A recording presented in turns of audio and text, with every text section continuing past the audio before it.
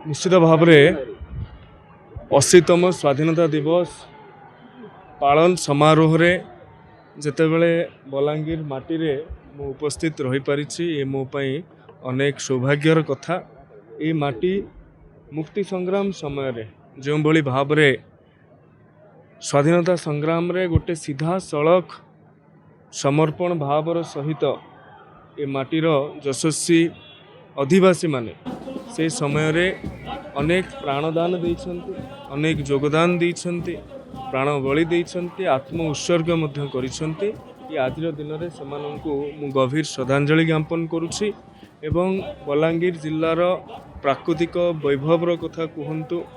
क्रीड़ा शिक्षा क्षेत्र में थिबा दक्षतार कथा कहन्तु, प्रतिभार कथा कहन्तु, एहाकु आहुरी प्रज्वलित करबा पई माननीय मुख्यमंत्री नेतृत्व रे माननीय प्रधानमंत्री नेतृत्व रे